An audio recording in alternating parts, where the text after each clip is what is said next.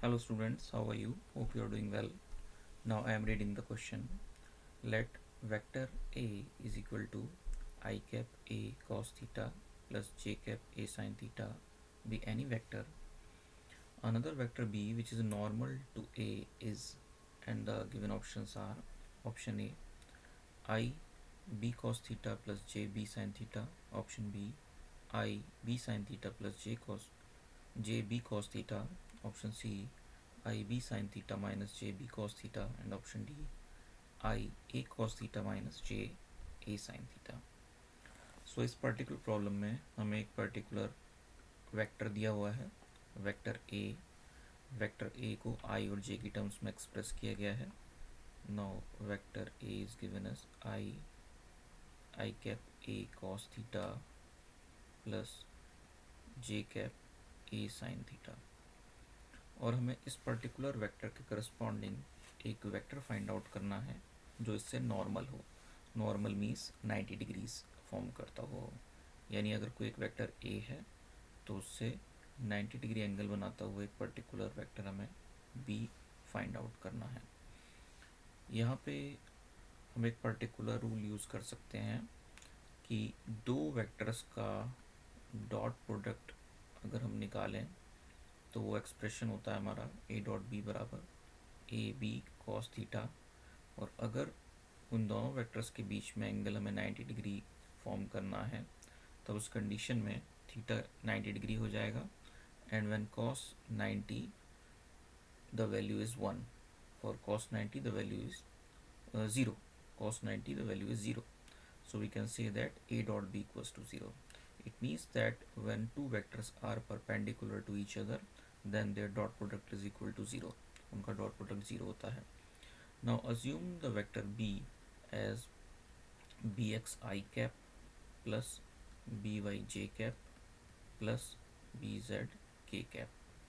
इन दोनों वेक्टर्स का ए और बी का डॉट प्रोडक्ट हम लिख सकते हैं. तो यहाँ से हमारी इक्वेशन आ जाएगी B X into A cos theta plus B Y into A sine theta. यहाँ पे के कंपोनेंट जो है एक पर्टिकुलर वेक्टर का दिया है, दूसरे का नहीं है, इट मीन्स ज़ीरो है. ए वेक्टर का कोई के कंपोनेंट नहीं है, तो ये पर्टिकुलर टर्म जो है डॉट प्रोडक्ट में मिसिंग हो जाएगा, फाइंड आउट नहीं होगा, एब्सेंट होगा एक तरीके से. तो हम कह सकते हैं कि we get the dot product is equal to B x A cos theta plus B by A sine theta, and यहाँ पे ये डॉट प्रोडक्ट हमारा बराबर होना चाहिए ज़ीरो के. अब डिफरेंट ऑप्शंस जो हमें दिए हुए हैं उन ऑप्शंस में से हमें वो ऑप्शन चूज़ करना पड़ेगा जिसमें बी एक्स की वैल्यू और बी वाई की वैल्यू जब हम पुट करेंगे इस इक्वेशन में, let us call this equation is equation 1, तो हमारा राइट हैंड साइड ज़ीरो आ जाए. तो हम देखते हैं कि हम एक एक करके अगर सारे ऑप्शंस को इसमें जो है पुट करना शुरू करेंगे तो हम देखते हैं कि for the option C if you put B x is equal to B sine theta, B x की जगह बी साइन थीटा रख दें, और बी वाई की जगह हम माइनस बी कॉस थीटा रख दें, in place of B y, then we get the value as equal to zero. तो हमें वैल्यू ज़ीरो मिल जाती है because these two terms cancel each other. So in this way we can say that option C is correct. Option C हमारा यहाँ पे correct होगा. So the final answer is option C. Now let us solve the another problem. Now in another problem, the statement is which of the following operations make no sense in the case of scalars and vectors. Scalars और vectors के case में कौन से statement की कोई भी sense नहीं बनती है. And the given options are: option A multiplying any vector by a scalar, option B adding a component of a vector to the same vector, option C multiplying any two scalars, and option D adding a scalar to a vector of the same dimensions. तो हम हर एक statement की validity check कर सकते हैं. For example पहले statement में कहा गया है कि is there any possibility of multiplying a vector by a scalar. So the answer is yes. हमें कोई भी वेक्टर अगर गिवन है, फॉर एग्जांपल हमें कोई वेक्टर ए गिवन है, तो हम उसमें कोई भी scalar for example lambda multiply कर सकते हैं. वो लैम्डा ग्रेटर देन 1 या लेस देन 1 हो सकता है. ग्रेटर देन 1 से इफ़ेक्ट ये पड़ेगा कि ओरिजिनल वेक्टर ए का मैग्नीट्यूड बढ़ जाएगा, और अगर लेस देन 1 है और पॉजिटिव है तो उसका मैग्नीट्यूड घट जाएगा, और अगर नेगेटिव होगा तो डायरेक्शन रिवर्स हो जाएगी. So there is a possibility of multiplying a scalar and a vector. Now दूसरे में कहा गया adding a component of vector to the same vector. ये भी पॉसिबिलिटी है, किसी भी पर्टिकुलर वेक्टर के कंपोनेंट को हम उसी वेक्टर से एडअप कर सकते हैं. हम दो स्केलर क्वांटिटीज़ को मल्टीप्लाई कर सकते हैं, ये हम पढ़ते हुए आए हैं कि दो स्केलर क्वांटिटीज़, फॉर एग्जांपल 5, दूसरी क्वांटिटी है 3, we can multiply 5 by 3. Now the fourth option is adding a scalar to a vector of the same dimensions. So this is not possible. Scalar और वेक्टर का हम addition नहीं कर सकते हैं. उनका एडिशन तभी हो सकता है जब स्केलर को स्केलर से या वेक्टर को वेक्टर से ऐड किया जाए. So we can say that the option D makes no sense. Option D की यहाँ पे कोई भी सेंस नहीं है. So our final answer is option D. Now let us move to the next question. It states that the two vectors have magnitudes 3 and 5. If angle between them is 60 degree, then the dot product of two vectors will be. दो vectors के magnitude दिए गए हैं. For example पहला vector है हमारा vector A, इसका magnitude हमें ए का मैग्नीट्यूड दिया हुआ है 3. दूसरा वेक्टर है हमारा वेक्टर बी, इस वेक्टर का मैग्नीट्यूड हमें बी का मैग्नीट्यूड हमें 5 दिया हुआ है, और इन दोनों वेक्टर्स ए और बी के बीच का एंगल दिया हुआ है. ए और बी वेक्टर के बीच का एंगल दिया हुआ है, and this angle is given as 60 degrees. ये एंगल 60 डिग्रीज के बराबर गिवन है, और हमसे इनका डॉट प्रोडक्ट पूछा गया है, यानी हमसे ए डॉट बी पूछा गया है. So the formula of A dot B is A B cos theta. ये फॉर्मूला हमें यहाँ पे अप्लाई करना पड़ेगा. Now A only A is written, it means that we are talking in terms of magnitude. हम मैग्नीट्यूड की बात कर रहे हैं. So the magnitude is 3. magnitude of A is 3 and magnitude of B is 5. So we put these values in this equation, and now A dot B, यहाँ पे A dot B जो है निकालने के लिए थीटा को हमें रखना पड़ेगा 60 डिग्रीज.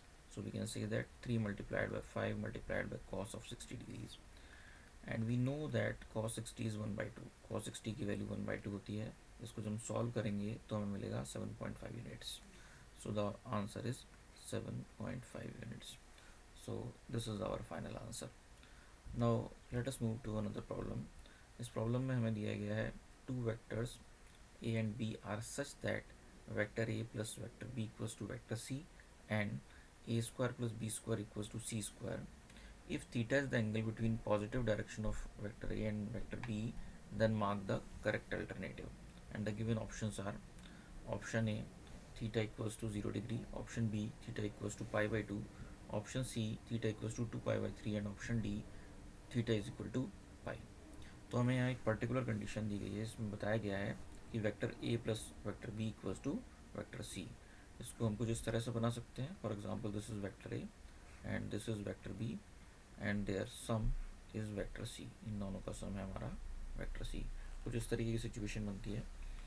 यहाँ पे हम पैरेललोग्राम को फॉर्म करके भी शो कर सकते हैं इसको. फॉर एग्जांपल बी हमने वेक्टर शो किया है, उसको हम कुछ इस तरह से भी शो कर सकते हैं, यानी हम ए और बी वेक्टर को कोइंसाइड करके भी शो कर सकते हैं. जब हम ए और बी को कोइंसाइड करके शो करते हैं तो उस कंडीशन में सी उनका रिजल्टेंट क्लियरली सीन है, हमें विजिबल है. फॉर एग्जांपल ए और बी वेक्टर के बीच में एंगल थीटा है, तो जो रिजल्टेंट का फॉर्मूला है, रिजल्टेंट के फॉर्मूले के अकॉर्डिंगली हम कह सकते हैं C square equals to A square plus B square plus 2ab cos theta. So this is the formula for the resultant. But in this particular problem, it is given that c square equals to a square plus b square. c square की value बराबर है a square plus b square के. तो equation 1 और equation 2 को अगर हम compare करें, then the third term is not there in equation second. So हम कह सकते हैं कि that 2ab cos theta equals to 0. 2ab cos theta की वैल्यू जाएगी 0. यहाँ से हम कह सकते हैं this is only possible when theta equals to pi by 2. जब थीटा की वैल्यू pi by 2 होगी तो उस कंडीशन में cos pi by 2 is equal to 0 and the left hand side becomes 0. So our answer is option B. ये हमारा final answer होगा option B, theta equals to pi by 2. Now let us move to another problem. इससे अगली problem पे चलते हैं. The statement is if vector A is equal to vector B plus vector C and the magnitudes of A and B and C are 5, 4 and 3 unit respectively, the angle between A and C is, A और C के बीच में angle हमसे पूछा जा रहा है। यहाँ पे एक सिचुएशन है जिसमें दिया गया है कि vector A equals to vector B plus vector C, तो इसे हम कुछ इस तरह से शो कर सकते हैं।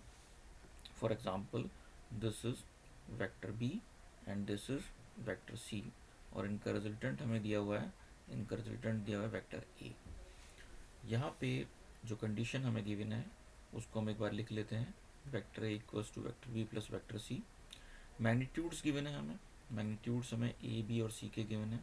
Magnitude of A is 5, magnitude of B is 4 and magnitude of C is 3। ये मैग्नीट्यूड्स हमें दिए हुए हैं। हमसे पूछा गया है the angle between A and C। यहाँ पे हम मान लेते हैं कि B और C के बीच का एंगल जो है वो थीटा है। अगर इन दोनों के बीच का एंगल थीटा है तो हम रिजल्टेंट का फॉर्मूला अप्लाई कर सकते हैं, that A square equals to B square plus C square plus 2ab cos theta. ये पर्टिकुलर इक्वेशन हमारे पे जो फॉर्मूला नोन है उसके अकॉर्डिंगली हम लिख सकते हैं। यहाँ पे रेस्पेक्टिव वैल्यूज जो ए बी सी की दी हैं वो हम पुट कर सकते हैं। So A square means 5 square is equal to 4 square plus 3 square plus 2 times 5 times 4 times cos theta. इसको हम सॉल्व कर लेते हैं। Now 5 square is 25, 4 square is 16 and 3 square is 9 plus 2 5 जो 10, 10 into 4, 10 into 4 is 40, so we get this as 40 cos theta, 40 cos theta. यहाँ पे 16 plus 9 हो जाएगा 25, लेफ्ट हैंड साइड में जब 25 को ले जाएंगे वो हो जाएगा -25, 25 minus 25 is 0, so we can say that 0 equals to 40 cos theta, 0 is equal to 40 cos theta। तो यहाँ पे cos theta की वैल्यू हमारी आ जाती है, cos theta comes out to be 0 and cos theta की वैल्यू अगर 0 है it means that theta is equal to 90 degree, theta हमारा 90 डिग्री होगा। तो हमें B और C के बीच का एंगल पता लग गया 90 डिग्रीज। तो ये सिचुएशन कुछ इस तरह की होगी, this vector B and this is vector C और ये उन दोनों एक दूसरे से 90 डिग्री पे हैं।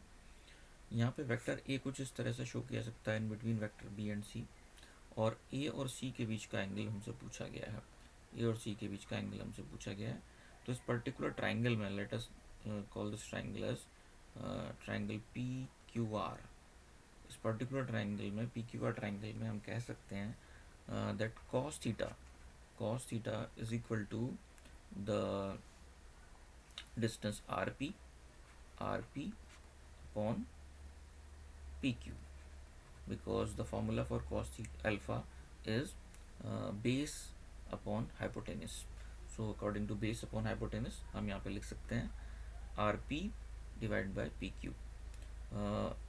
यहाँ से एक और चीज़ हमें यहाँ पे अल्फ़ा लिखना पड़ेगा बजाय थीटा के, because angle between A and C is theta, angle between A and C is alpha, alpha हम लिख लेते हैं।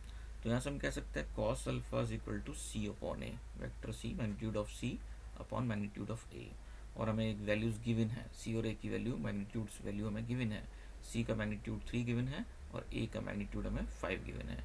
सो we can say that cos alpha is equal to 3/5 और we can say that alpha equals to cos inverse 3/5। Now option A is now correct here. Option A is cos inverse 3/5.